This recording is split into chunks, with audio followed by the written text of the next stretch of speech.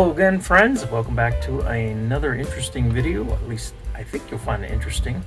A while back, I found myself at a store that had some antique American Flyer trains. Well, they had a bunch of antique trains, and I rummaged through some bins and found an American Flyer. Now, what made this one kind of unique is it was a train, or I should say, an engine and a tender in a plastic bag.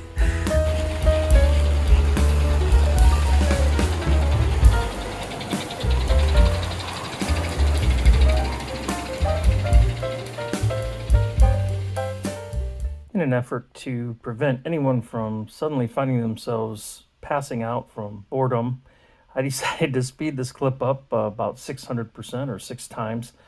But let me just kind of recap what you're not hearing me discover.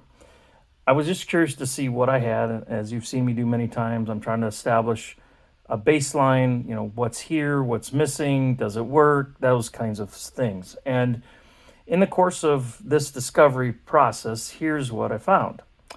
The wiring was a mess. There seemed to be some screws missing. The posts inside the shell were completely destroyed, so I knew I was going to have to repair those. I found that the smoke unit had zinc pest. It was crumbled, it was cracked, both in the chuff area and the smoke area. And so I assumed that would need to be replaced. The piston and the piston arm for the chuff unit was gone. So rifling through this box of bits to see if I could find any of the parts, because this was something else that I picked up at the same time as the rest of this. Then I tried to apply power to see if I get the motor to turn. And since the tender was missing one pickup wheel, they were steel pickup wheels, and then the front truck had no wipers on it. I tried to go to the side frame of the front truck, and I got no response. So I took the shell off, and lo and behold, there's no reverse unit. So somebody, I think, was trying to convert this to DC operation. That's just the best guess. So anyhow, then I jumpered everything out, and I still got nothing. But again, the wiring was a mess, so that probably had a lot to do with the fact that I couldn't get any response.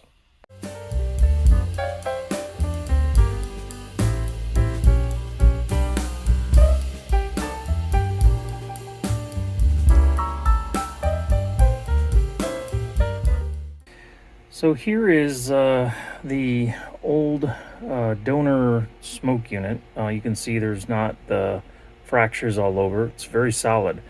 But boy, oh boy, oh boy, did I have a hard time getting the screws loose, and I needed to clean out cobwebs, and the oil wick was this literal solid mass in here. Like I had to grab it with pliers and yank and pull and then scrape, and oh my word, I've never seen one in such terrible shape.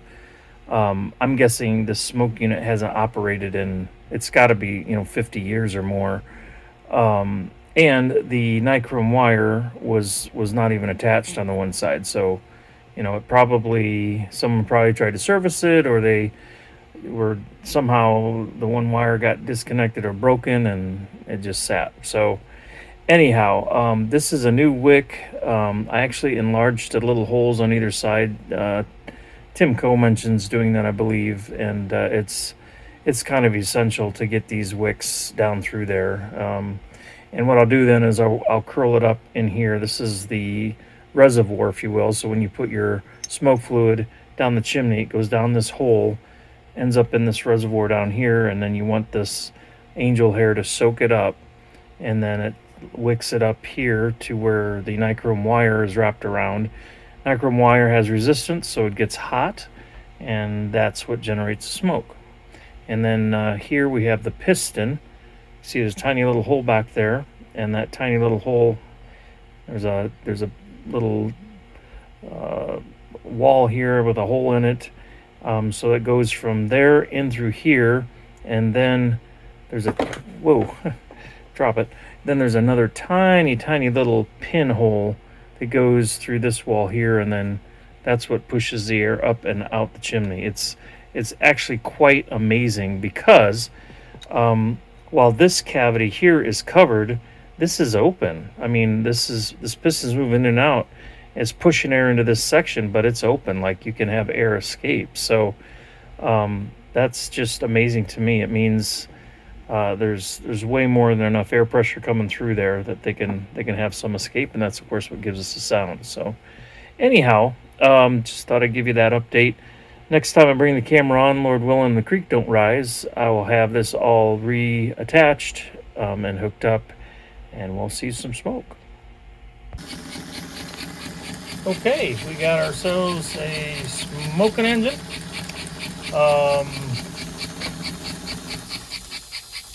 It's running good. I barely have it, going at this point. It's not super fast, but as you can see, it smokes a lot. It smokes probably too much. So here is the next challenge. So check out this little guy here. When I cycle this E unit, watch what doesn't really happen here. I'm going to zoom in, and you want to watch the top of the barrel here, and then the prong on the side. There it goes.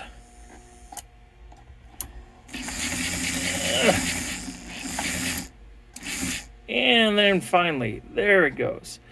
It just now it doesn't want to drop. So this reverse unit is not working very well. I'm gonna release a little bit more tension on the fingers, although I've already done that. It just does not seem to have, I don't know, it doesn't have a lot of strength in there. So I'm gonna try to make a few more minor adjustments, see if I can make it any better. But I'm just about ready to throw this one in the bin and say this thing doesn't want to work well. I'm tired of messing with it, because it should be moving a lot more smoothly than what we're seeing here. Welcome back. Here we are to take a final bench test of completed 283. Again, this came to me in a bag with wrong tender, in pieces, wired up wrong, no reverse unit, so on and so forth. So here is where we are now.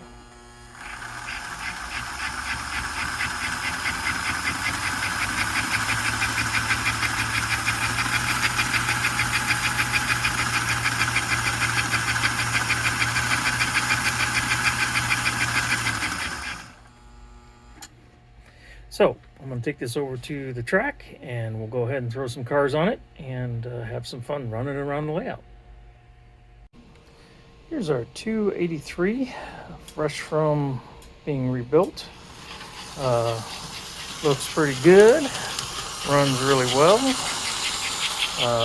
Reverse unit's behaving itself finally, so that's good.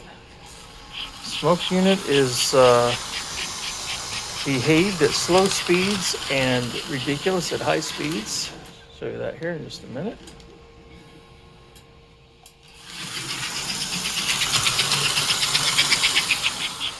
Yeah, it's a lot of smoke. So just to recap, this engine had the wrong tender, had no reverse unit. I think someone wired it up for DC operation. The wiring was all screwed up. There was no piston. There was no piston rod for the chuff unit. The chuff unit that was included had zinc rot, zinc pest, to the point that it was worthless. Plus the nichrome wire was shredded. What else? I think that's the lion's share. So I replaced the smoke and chuff unit, added new chuff arm and piston, put in a new smoke wick, because the donor engine was, the wick was completely solid mass. New used tender, new used reverse units, new wiring yoke from the tender forward. Of course, all the wiring in the tender is all new. Also the tender was missing all the wheels, so I got brass contact wheels for it. So it's pretty good engine. Because this engine is, pretty light, plastic shell and plastic tender. I'm glad it has traction tires because that'll give it a chance to pull. So we're gonna go ahead and back up, get some passenger cars here. So the 283 was made by American Flyer between 1953 and 1957. So it would have been started when the knuckle couplers came out. Has centered truck frame and plastic tender. Again, these were kind of a part of the transition to knuckle couplers for the most part. It has traction tires as well. So with a plastic engine shell and being fairly lightweight, it still pulls with ease, much more than you'd think. These are very common engines. There's not really anything unique in terms of rarity about them, but it's kind of fun. They're a great engine and the kind of thing that you can put on a layout and just walk away. That just run and run and run and run. Simple side gear, and as I mentioned earlier, if you run it at slow speed, you're going to get very very light smoke. But as soon as you give it the beans just a little bit, you end up with a tremendous amount of smoke. You can see there we're at 15. I'm going to go up to 16 volts.